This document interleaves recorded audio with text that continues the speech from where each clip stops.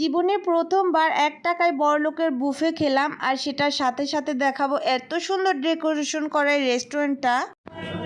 তো hello everyone, আসসালামু আলাইকুম। আশা করি সবাই ভালো আছেন। আমরাও আলহামদুলিল্লাহ ভালো আছি। আমরা ভেতরে ঢুকেই অনেকক্ষণ দাঁড়িয়েছিলাম, একদমই ফাঁকা ছিল না। তো অনেকক্ষণ পরে এই টেবিলটা আমরা ফাঁকা পেয়েছি। এদের সামনে মিরর থাকলে তারা ভিডিও করবে না, এটা অসম্ভব। তো আমিও একটু ভিডিও করে নিচ্ছিলাম আর এখানে একটু ঢং করছিলাম, কারণ খাবার আমরা ভাবছিলাম যে কোথায় থেকে নিব। এখানে একটা ডিসকাউন্ট চলছিল। আমার ননদ দেখছিল যে সে কি খাবে, আর এইদিকে আমার মেয়েটা চুপচাপ বসেছিল।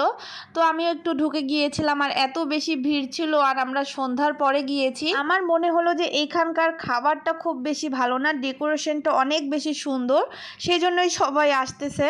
তো তারপর আমরা খাবার নিতে যেয়ে দেখছিলাম যে সব কিছুই ফুরাই গেছে, মানে একদম লাস্টের। তো যেগুলা ছিল আমরা সেগুলাই অল্প অল্প করে নিয়েছি। এদিকে আমার মেয়েটার পায়ের জুতা খুলে গেছে, মানে এত বেশি ভিড়ের মধ্যে আমার মেয়ে একটু হাঁটতেও পারছিল না। তো এখান থেকে খাবার উঠাচ্ছিলাম, আর নাবিলা এসে বলছিল সে খাবে, পরে তাকে দিচ্ছিলাম, সে নিতেই চাচ্ছিল না। আমরা অনেকক্ষণ দাঁড়িয়েছিলাম, যখন ভিড়টা কমেছে তখনই আমরা খাবার উঠেছিলাম, দেন ভিডিও করতে পারছিল। তাছাড়া ভিড়ের মধ্যে ভিডিও করা যাচ্ছিল না। আপনারা দেখতেই পাচ্ছেন যে খাবারগুলো কতটুকু করে আছে, মানে একজনেরও মন মতো হবে না এরকম খাবার আছে। তো সব কিছুই অল্প অল্প করে নিচ্ছিলাম, নিয়েও মন ভরছিল না যদি সেই খাবারটা থাকতো। এদিকে আমার মেয়ে নিজেই খাবার উঠাইতে যাচ্ছিল, মনে হচ্ছিল যে সেও বড় হয়ে গিয়েছে, আমাকে যেরকম করতে দেখছিল সে সেরকমই করছিল। তো এই রেস্টুরেন্টটা হচ্ছে মহিলা কলেজের একদম সামনে। অনেকেই বুঝতে পেরে গিয়েছেন যে আমি কোন রেস্টুরেন্টে এসেছি। আমি এইদিকে খাবার উঠাচ্ছিলাম আর আমার মেয়ে ওইদিকে চলে গিয়েছিল। রেস্টুরেন্টটা এত বেশি সুন্দর যে আমার মেয়েও দাঁড়িয়ে থাকছিল না। ভেতরে অনেক বেশি মানুষ থাকার কারণে গরমও লাগছিল খুব।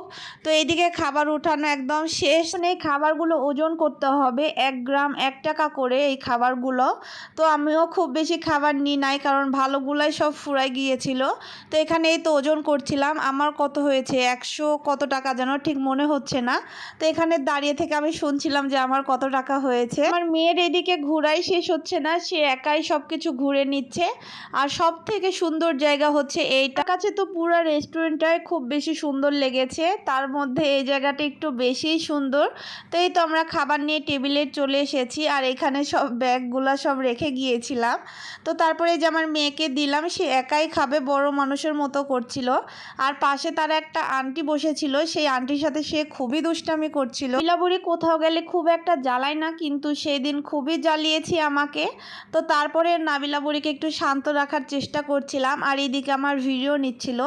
ভাই আমি সব কিছু পারি, কিন্তু হাড্ডি কোথাও ছেড়ে দিতে পারি না, আমার হাড্ডি খুবই ভালো লাগে। তারপরে আমরা অনেক তাড়াহুড়া করে খাবারটা শেষ করছিলাম, কারণ আরো অনেকেই সব দাঁড়িয়েছিল। রেস্টুরেন্টে আরো অনেক সুন্দর সুন্দর কর্নার ছিল, কিন্তু সেগুলোতে অনেক বেশি মানুষ, সেজন্য ভিডিও নিতে পারিনি। তো আজকের ভিডিওটি এই পর্যন্তই। আল্লাহ হাফেজ।